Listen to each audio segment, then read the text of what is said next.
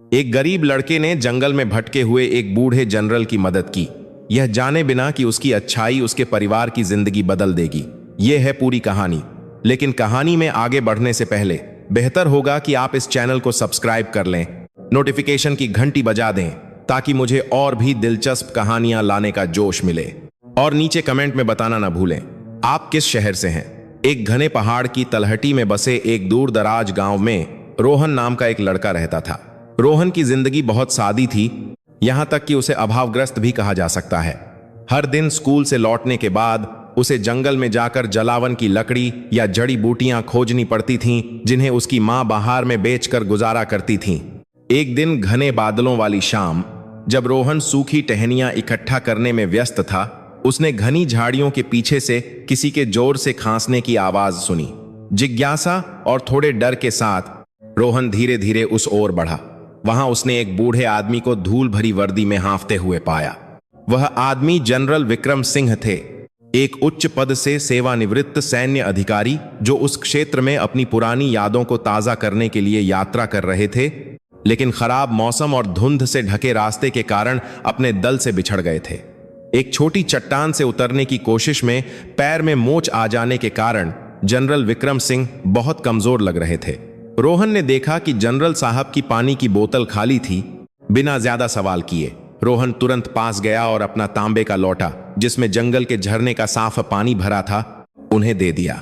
General Vikram Singh ने रोहन की ओर तीखी नजरों से देखा। यह देखकर हैरान थे कि फटे पुराने कपड़ों वाला एक छोटा लड़का बिना किसी डर के इतनी फुर्ती से उसकी मदद के लिए आगे आया। फिर रोहन ने अपना छोटा कंधा पेश किया ताकि जनरल साहब उस पर सहारा लेकर धीरे धीरे जंगल के अंधेरे से बाहर निकल सकें। रोहन को इस बात का अंदाजा नहीं था कि जिस व्यक्ति को वह पूरी ईमानदारी से सहारा दे रहा है, वह इस देश में एक बहुत बड़ा प्रभाव रखने वाला व्यक्ति है। पुराने पेड़ों के बीच उनके छोटे छोटे कदम रोहन के परिवार के लिए एक बड़े बदलाव की शुरुआत थे, जो अब तक मुश्किलों में जी रहा था। घने अंधेरे जंगल के बीच रोहन की जनरल विक्रम सिंह की मदद करने की निस्वार्थ भावना जल्द ही एक ऐसे चमत्कार का दरवाजा खोलने वाली थी जिसकी उसने अपनी साधारण जिंदगी में कभी कल्पना भी नहीं की थी। रोहन के छोटे पैरों को जनरल विक्रम सिंह के भारी शरीर का बोझ उठाते हुए बहुत भारी लग रहा था, लेकिन उस लड़के ने एक बार भी शिकायत नहीं की, भले ही उसके मैले माथे पर पसीना आने लगा था। जनरल विक्रम सिंह इस बच्चे की शारीरिक और मानसिक सहनशक्ति से बहुत प्रभावित हुए, जो लगातार सरल शब्दों से जनरल को जगाए रखने और आगे बढ़ते रहने के लिए प्रोत्साहित कर रहा था। बस थोड़ी दूर और बाबा जी, मेरी झोपड़ी वहां है, इस अंधेरे जंगल से ज्यादा सुरक्षित जगह है, रोहन ने शांत करने वाले स्वर में कहा। जनरल विक्रम सिंह केवल कमजोरी से सिर हिला सके। उन्हें लगा कि वह बहुत भाग्यशाली थे कि ऐसी गंभीर हालत में, जब वह पानी की कमी और पैर की चोट से जूझ रहे थे, उन्हें रोहन मिल गया। रास्ते भर रोहन अपनी विधवा मां और वे जंगल की उपज बेचकर कैसे गुजारा करते हैं, इसके बारे में बताता रहा। उसे नहीं पता था कि उसके द्वारा कहा गया हर शब्द जनरल विक्रम सिंह ध्यान से सुन रहे थे, जो अब तक सैन्य अनुशासन और औपचारिकताओं से भरे माहौल में रहे थे। रोहन जैसे गरीब बच्चे की ईमानदारी सुनकर जनरल के दिल को एक अलग ही सुकून मिला, जो सेवानिवृत्त होने के बाद से अकेलापन महसूस कर रहे थे। आखिरकार कांटेदार झाड़ियों और फिसलन भरे रास्ते को पार करने के बाद वे एक टूटी फूटी झोपड़ी पर पहुंचे, जिसकी दीवारें बांस की बुनाई से बनी थीं और उनमें कई छेद हो चुके थे। दरवाजे पर सादे लेकिन साफ कपड़े पहने एक अधेड़ उम्र की महिला चिंता में अपने बेटे के लौटने का इंतजार कर रही थी। वह रोहन की मां थी, जो अपने बेटे को एक थके हुए और दर्द से कराहते अजनबी के साथ देखकर चौंक गई। बिना ज्यादा सवाल जवाब किए रोहन की मां ने तुरंत दरवाजा चौड़ा खोला और उस अनपेक्षित मेहमान के लिए सबसे अच्छी बैठने की जगह तैयार की। जनरल विक्रम सिंह को उस बहुत तंग घर के अंदर आने के लिए आमंत्रित किया गया, लेकिन उनका स्वागत बहुत ही ईमानदारी से किया गया। उस झोपड़ी के अंदर जलती लकड़ी की गंध और निस्वार्थता एक साथ मिलकर उस जनरल का स्वागत कर रही थी, जो अब तक विलासिता के आदी थे, लेकिन अब उन्हें सबसे अप्रत्याशित जगह पर शांति मिल रही थी। रोहन तुरंत रसोई की ओर भागा ताकि वह एक साफ कपड़ा और गर्म पानी ला सके और जनरल विक्रम सिंह के पैर की चोट को साफ कर सके। जो मोच के कारण नीली पड़ने लगी थी। उस धुंधली रोशनी वाली झोपड़ी में रोहन ने बड़ी सावधानी से गर्म पानी में भिगोए हुए साफ कपड़े से जनरल विक्रम सिंह के टखने के घाव को साफ किया। उसकी मां ने तुरंत जंगल की सूखी पत्तियों से बनी गर्म चाय बनाई। उसकी प्राकृतिक सुगंध उस छोटे से कमरे में भर गई। जनरल विक्रम सिंह ने चारों ओर घर को देखा, जिसका फर्श अभी भी मिट्टी का था, लेकिन सब कुछ बहुत करीने से और साफ सुथरा रखा हुआ था। अपनी आंखों के सामने इस असली गरीबी को देखकर उनका दिल भर आया। लेकिन दूसरी ओर उन्होंने इस मां बेटे के दिलों की असाधारण अमीरी को महसूस किया। यह पीजिए साहब, माफ करना, बस सादी चाय है, आज हमारे पास चीनी नहीं है, रोहन की मां ने बहुत विनम्र और शालीन लहजे में कहा। जनरल विक्रम सिंह ने कांपते हाथों से कप लिया। उन्होंने धीरे धीरे चुस्की ली और एक गर्माहट महसूस की जो उनके ठंडे शरीर में फैल गई। अपने पैर के दर्द को सहते हुए जनरल विक्रम सिंह ने उनके जीवन के बारे में पूछना शुरू किया और रोहन ने अपने सपने के बारे में बताया कि वह पढ़ाई जारी रखना चाहता है ताकि वह एक सफल इंसान बन सके और अपने घर की छत की मरम्मत करा सके जो हर बारिश में टपकती थी। जनरल विक्रम सिंह चुप हो गए। उन्हें अपने युवावस्था के दिन याद आ गए जो संघर्षों से भरे थे, इससे पहले कि वह सेना में सर्वोच्च पद तक पहुंचते। उस बातचीत के बीच अचानक दूर से एक गाड़ी के इंजन की गड़गड़ाहट और हेडलाइट की तेज रोशनी बांस की दीवारों की दरारों से होकर उनकी झोपड़ी में आई। ऐसा लग रहा था कि जनरल विक्रम सिंह के सुरक्षा गार्डों का दल जो रास्ता भटक गया था, आखिरकार जनरल के ठिकाने का पता लगाने में कामयाब हो गया था। उस आपातकालीन सिग्नल के जरिए जो उन्होंने अपनी घड़ी में बैटरी पूरी तरह खत्म होने से पहले चालू कर दिया था। पूरी वर्दी में कुछ मजबूत कद काठी के लोग तुरंत गाड़ी से उतरे और उस छोटी सी झोपड़ी को तेजी से घेर लिया। रोहन की मां बहुत डर गई और कांपने लगी। उसे लगा कि उन्होंने किसी अजनबी को घर में लाकर कोई बड़ी गलती कर दी है। रोहन भी अपनी मां के सामने खड़ा हो गया। उस मां की रक्षा करने की कोशिश कर रहा था, भले ही उसका शरीर आने वाले सैनिकों से बहुत छोटा था। जनरल विक्रम सिंह ने तुरंत अपने आदमियों को हाथ से इशारा किया कि वे शांत रहें और उस परिवार को न डराएं जिसने उनकी जान बचाई थी। जो सैनिक पहले बहुत सतर्क थे, वे तुरंत जनरल विक्रम सिंह को रोहन के सहारे बाहर आते देखकर सीधे सावधान की मुद्रा में खड़े हो गए और सलामी दी।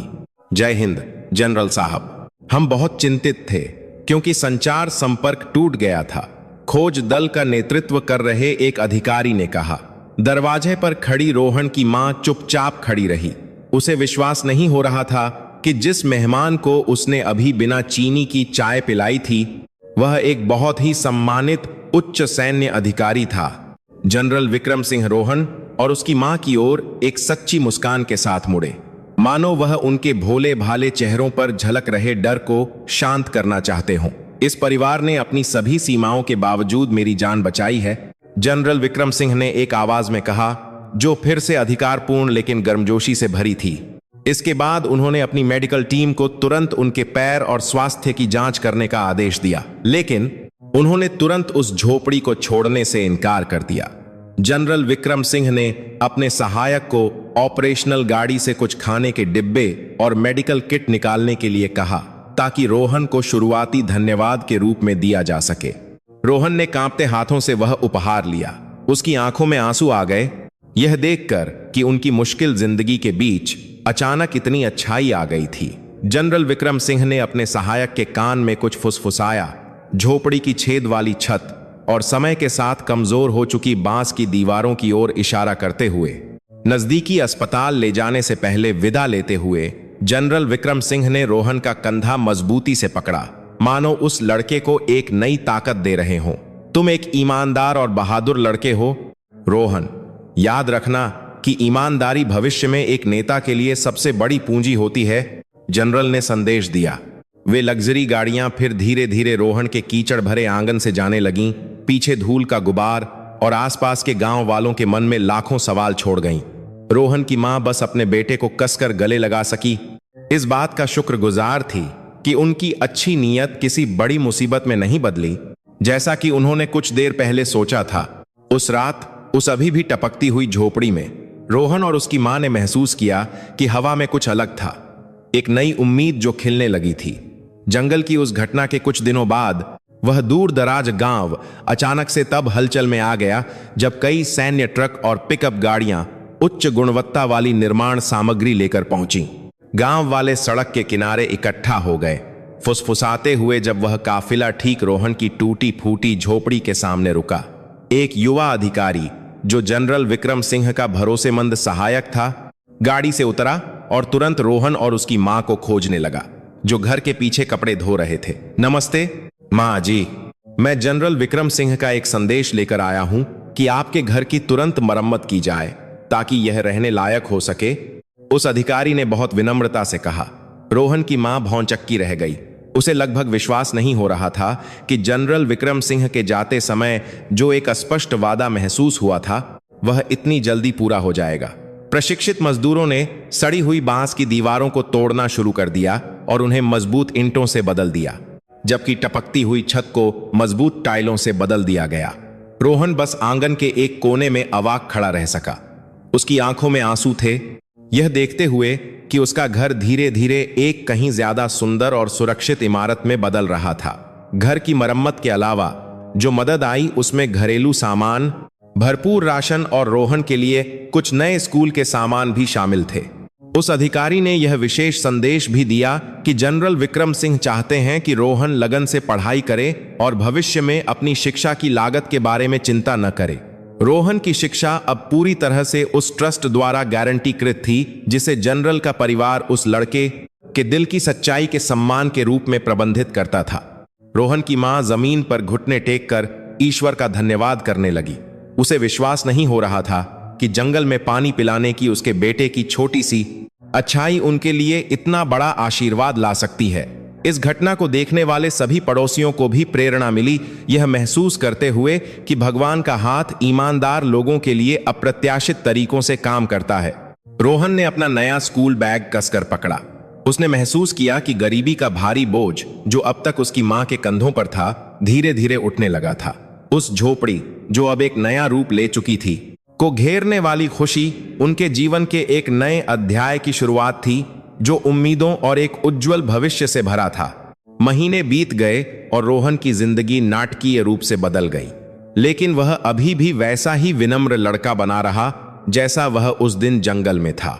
उनका घर अब सफेद रंग की पक्की दीवारों और एक ऐसी छत के साथ मजबूत था जो तूफानी बारिश में भी नहीं टपकती थी।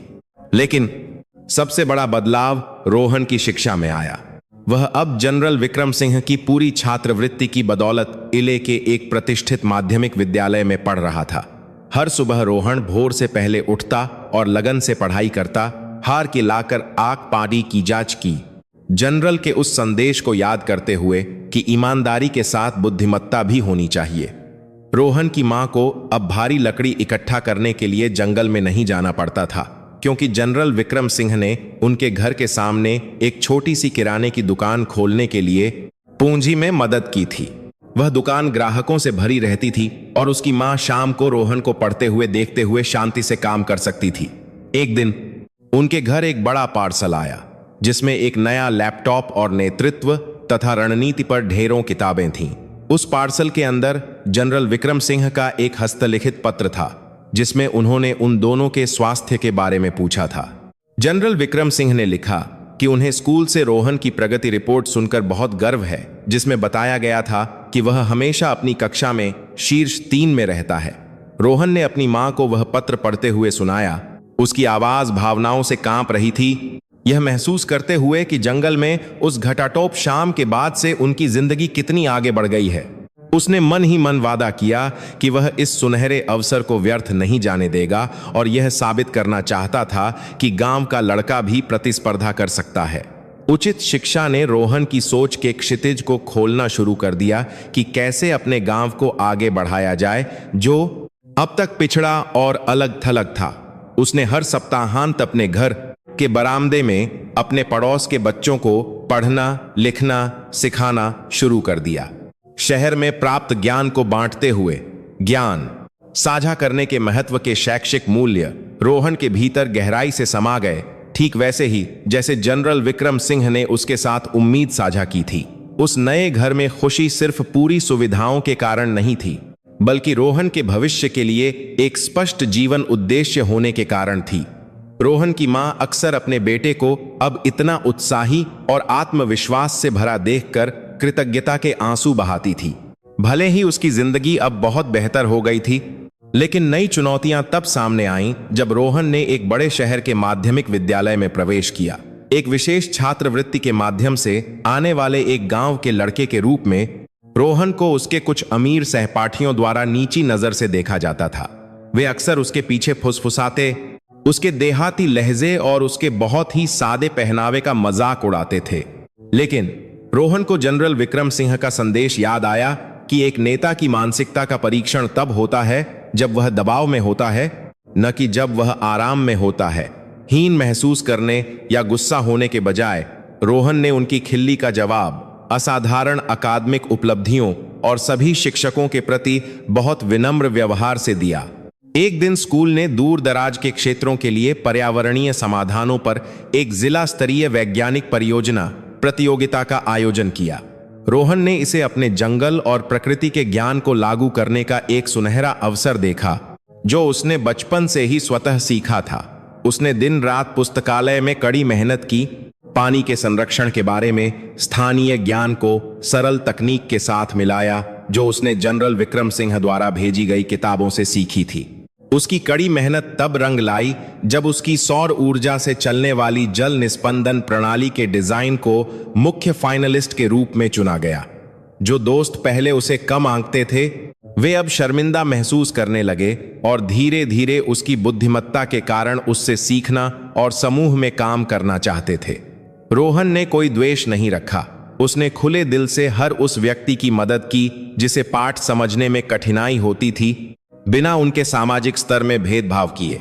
इस शैक्षिक रवैये ने कक्षा के माहौल को और अधिक सामंजस्यपूर्ण बना दिया, जहां प्रतिस्पर्धा छात्रों के बीच एक स्वस्थ सहयोग में बदल गई। रोहन की इस सफलता की खबर उस शिक्षा ट्रस्ट द्वारा भेजी गई मासिक रिपोर्ट के माध्यम से जनरल विक्रम सिंह के कानों तक पहुंची। जनरल विक्रम सिंह को बहुत गर्व महसूस हुआ, क्योंकि रोहन की मदद करने का उनका निर्णय बहुत सही साबित हुआ था। वह लड़का न केवल होशियार था, बल्कि उसमें ईमानदारी भी थी। रोहन ने महसूस किया कि शिक्षा दुनिया को बदलने का सबसे शक्तिशाली हथियार है, और वह उस हथियार को बहुत अच्छी तरह से तराश रहा था। घर पर उसकी मां रोहन के हर कदम के लिए प्रार्थना करती रही, यह महसूस करते हुए कि उसके बेटे के पसीने की हर बूंद उस चमत्कार के लिए कृतज्ञता का एक रूप थी जो उन्हें मिला था। वैज्ञानिक परियोजना प्रतियोगिता में रोहन की सफलता ने उसे अभिमानी नहीं बनाया।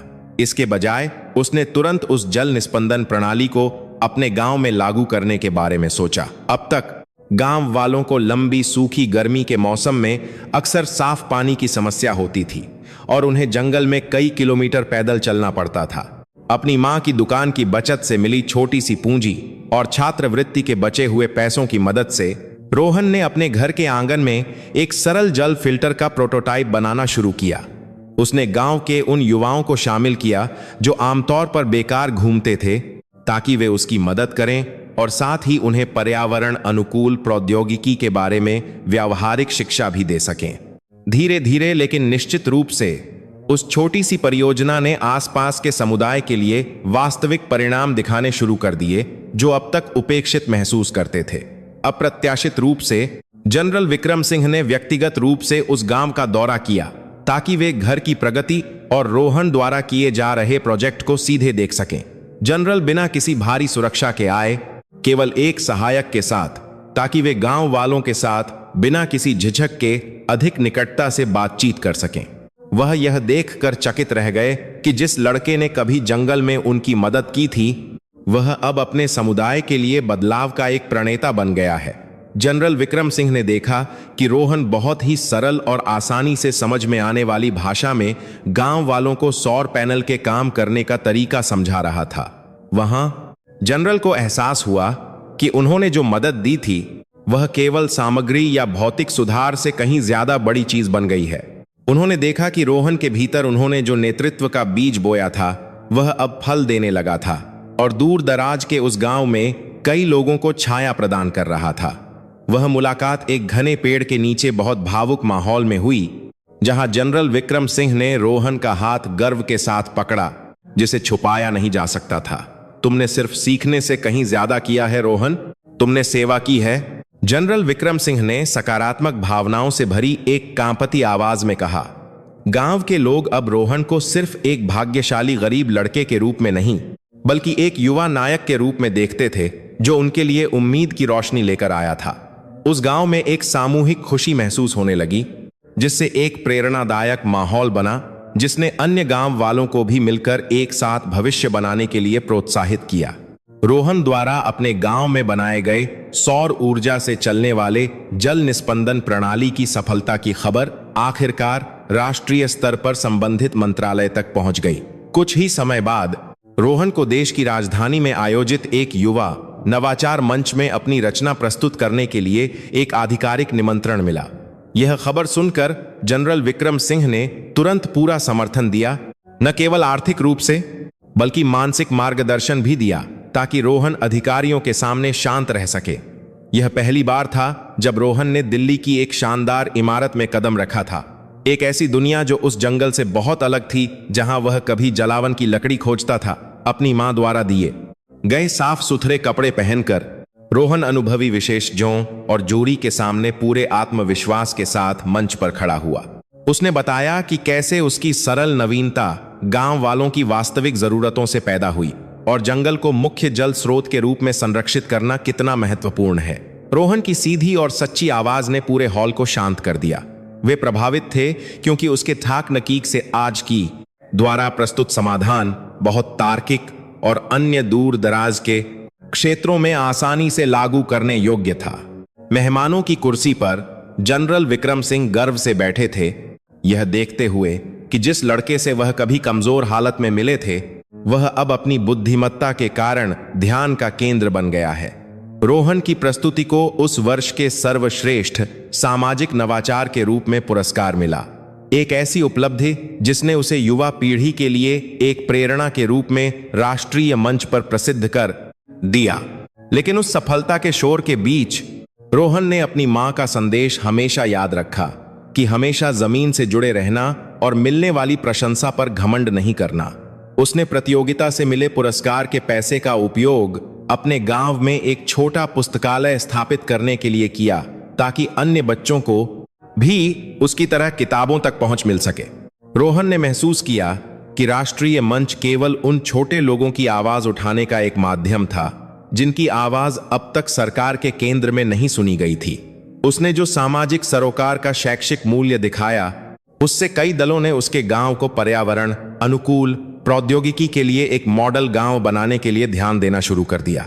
जंगल से राजधानी तक की यह यात्रा साबित करती है कि आर्थिक सीमाएं उस व्यक्ति के लिए कोई बाधा नहीं है, जिसके पास सीखने और दूसरों की मदद करने का सच्चा इरादा हो। कार्यक्रम समाप्त होने के बाद जनरल विक्रम सिंह रोहन के पास आए। उन्होंने उसे गर्मजोशी से गले लगाया, जो यह दर्शाता था कि उनका रिश्ता अब दादा और पोते जैसा हो गया था। राजधानी में सफलता ने रोहन को अपनी जड़ों को नहीं भुलाया। उसने अपने प्राप्त संपर्कों की मदद से अपने गांव का और भी अधिक उत्साह से निर्माण किया। पुरस्कार राशि और विभिन्न सामाजिक निवेशकों से मिले समर्थन को उसने बहुत पारदर्शी तरीके से गांव के बच्चों के लिए एक डिजिटल शिक्षण केंद्र बनाने के लिए प्रबंधित।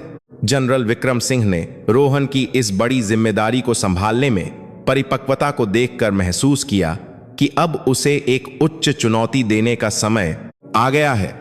जनरल ने रोहन को और अधिक उन्नत नवीकरणीय ऊर्जा प्रौद्योगिकी में गहराई से अध्ययन करने के लिए पूरी छात्रवृत्ति के साथ विदेश में अपनी पढ़ाई जारी रखने की पेशकश की। रोहन कुछ समय के लिए हिचकिचाया, क्योंकि उसे अपनी मां को उस तेजी से विकसित हो रहे गांव में अकेला छोड़ने में भारीपन महसूस हो रहा था। लेकिन उसकी मां ने बड़ी समझदारी से रोहन को आश्वस्त किया कि उसका आशीर्वाद हमेशा उसके बेटे के कदमों के साथ रहेगा, जो कई लोगों की भलाई के लिए है।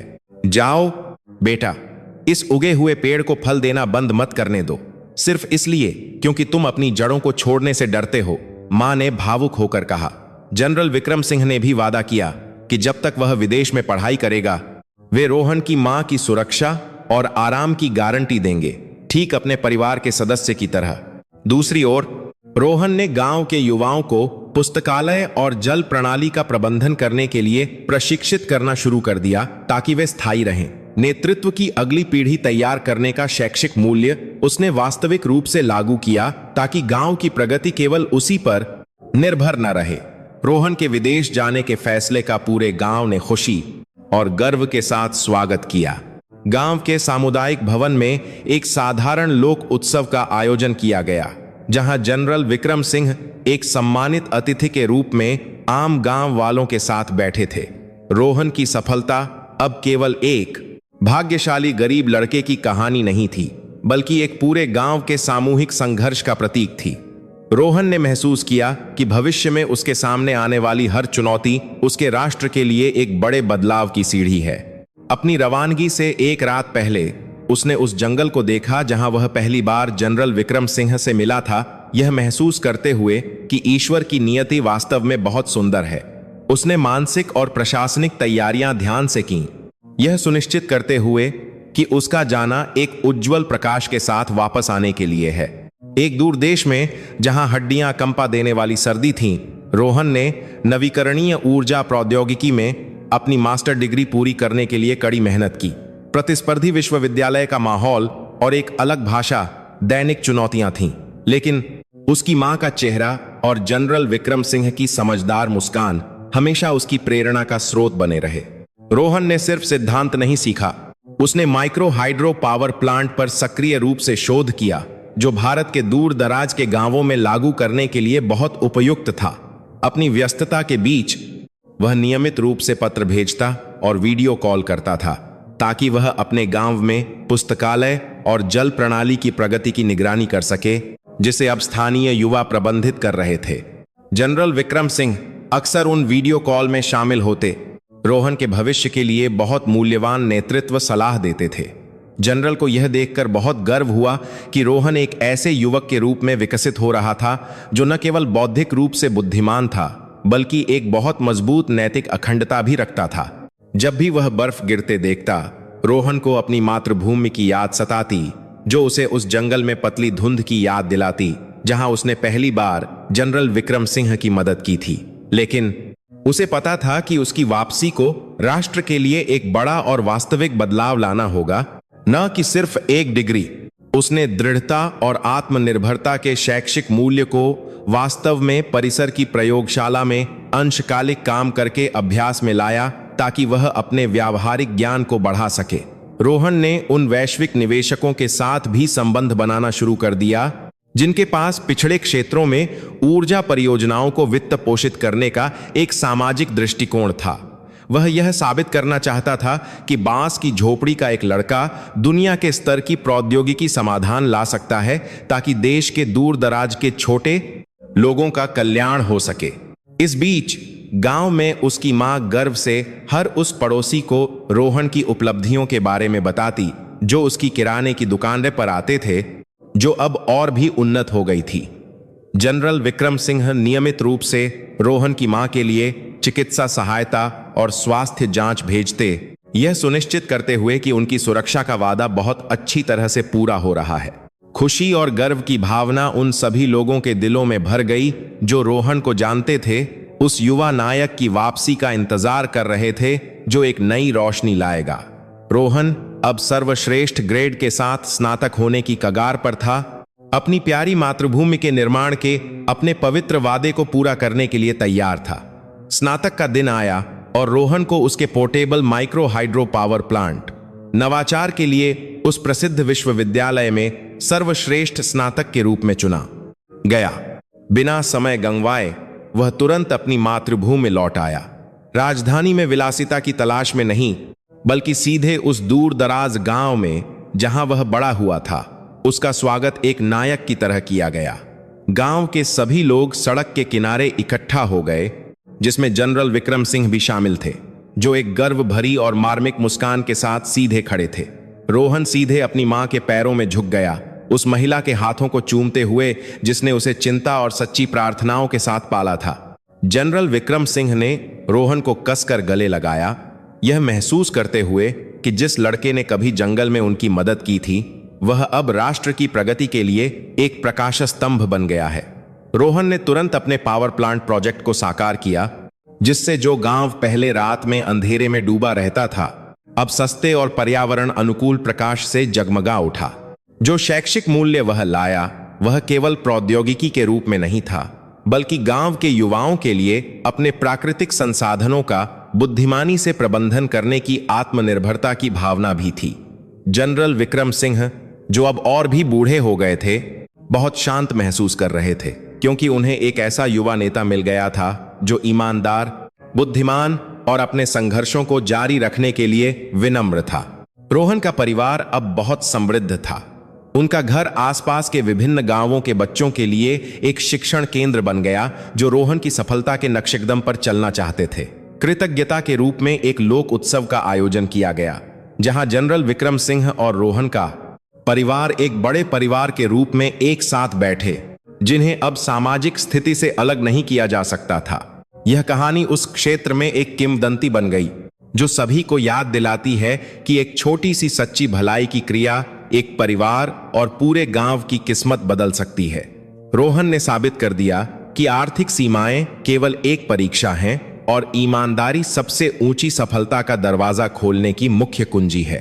अब रोशन हो चुके गांव के आसमान के नीचे रोहन और जनरल विक्रम सिंह घर के बरामदे में बैठे भविष्य को कृतज्ञता और शाश्वत खुशी से देख रहे थे।